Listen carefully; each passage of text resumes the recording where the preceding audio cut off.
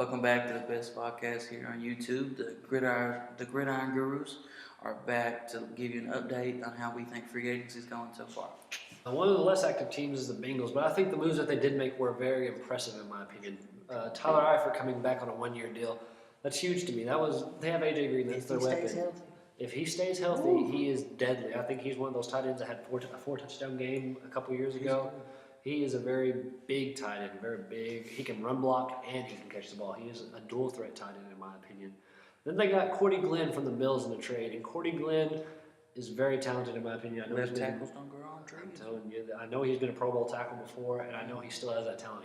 He's getting up there in age, but I still think that that's a great trade for them. That they need to protect Andy Dalton. I mean, we saw that AJ McCarron had to come in key situations, playoff times. They'd let a sack happen, he'd get hurt. They need something that can protect their quarterback, and this is where it starts, getting Cordy Glenn from the Bills. They got Preston Brown from the what team did they play for? The Redskins. Redskins, yes, from the Redskins. And I think that's pretty good. I know he's more experienced. I don't think he's more of a player. Yeah, he's not a elite linebacker, but he's a linebacker that can come in there and lead your team. He knows. I think he's more of a smart player in my opinion. He kind of knows play calls. He knows what to do. Then they re-signed their punter again for 3 years, $7.95 million.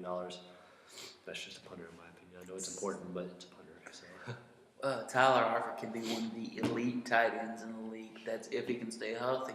I know he busted on the scene, but then he's been hurt 36 out of 38 possible games. I mean, this man's just really been having injury troubles. But when he's healthy, he's elite. But can he get on the field? That's why this is a one-year deal. That's why it's not, you'll see Gronk or re-signed for a huge amount of money, or Jimmy Graham got, 12 a year or something. We haven't talked about that yet, but he signed a pretty nice contract. But Tyler Eifert got 1 year for about $5 million because they don't know what he is. Then Cordy Glenn, like I was saying, left tackles do not grow on trees. The Bills are in, I got to go get a quarterback mode. And if you still think Andy Dalton can lead you to the promised land, protect that man. He's always had trouble on the O-line, as you can tell. I remember 1 year they spent 2 first-round picks on offensive linemen. I know Cedric Aboye, I'm pretty sure that's his name, out of Texas A&M, never really prospered. But I got to say that getting Cordy Glenn is a proven stalwart at the left tackle position, and that is a really good trade, and it's a good pickup. This will be the last thing we do for this video, and then because it's one of the biggest teams, in my opinion, it is the biggest team for free agents, and then we'll kind of cut this up into other videos. I'll post them back to back to back. That way you can see all of them. But I'm just going to try to clip it into different videos so you can find out where your team is. But the last thing we're going to talk about is the Cleveland Browns, one of the biggest teams in free agency this year, if the biggest team in free agency. I mean, definitely. I'm just going to name the names first. We got Tyrod Taylor at quarterback. We've got Carlos Hyde as a running back. We've got Jarvis Landry, 2 offensive tackles. And after Joe Thomas retired, you definitely need one of those. And they got 2 of them right there. They got Chris Smith, a defensive end. They've got Demarius Randall from the Packers via trade. They got T.J. Carey, and they got Terrence Mitchell.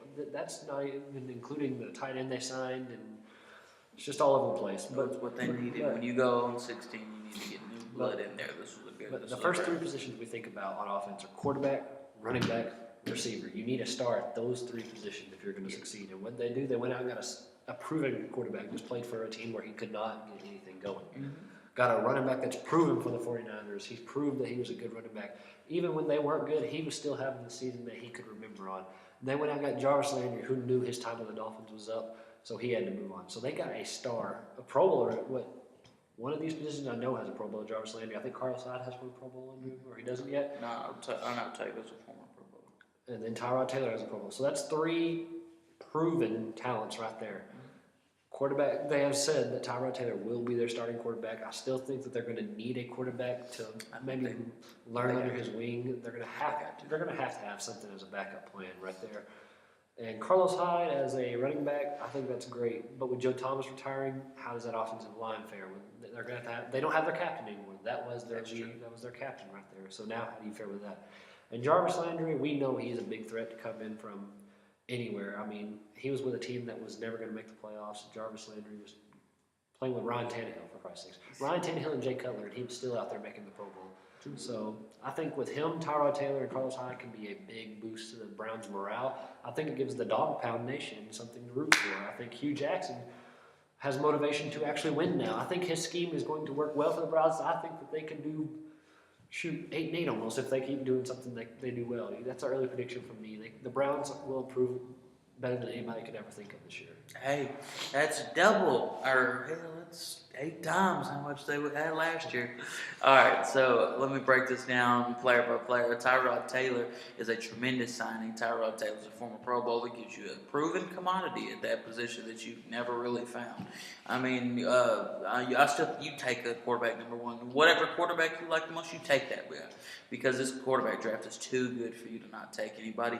Carlos Hyde has battled injuries before, so it's depending on what player you get from there. 1 week he'll rumble for 3 touchdowns, another week he'll have 20 yards on the ground. That's depending on how that goes. That's the reason the Niners got rid of him. He was very inconsistent.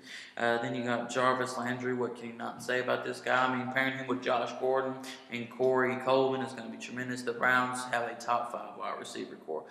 Jarvis Landry comes in as a number 1 proven receiver. 4 years, 400 catches. You cannot, that's facts. You cannot go away from that. Then it hurts to see Joe Thomas go, and the Browns are finally starting to do something. But after that injury, you kind of figured out how it goes. I mean, he really just saying that he can't play as good as he once was. I just hate that he never got anything. He's a Hall of Famer, I'll tell you that, but he never sniffed the playoffs. It's just kind of depressing. But I can say that Chris Hubbard probably will play right tackle, and they'll probably look for maybe left tackle. They'll probably try him there since he was the bigger signing. I think what they should do is maybe trade down and look at one of the rookie offensive tackles, Mike Maglinski out of Notre Dame, and then there's Connor Williams out of Texas. There's prospects out there for you to look at. Then we got Chris Smith, a credible veteran on your defense that can never hurt. Demarius Randall was a younger corner from the Packers. That'll automatically improve your defense. Jumping in on the secondary is also T.J. Carrier. Either way, he's a proven name, and I got to say, improving this secondary in a pass-happy league will help out. The Browns are making moves, and they could very well have 7 to 8 wins this season, and they better have 7 to 8 wins this season or Hugh Jackson's going to get fired. There's no excuses anymore. You actually have players to win. If you better have at least 7 wins, or you're fired. That's just how it is.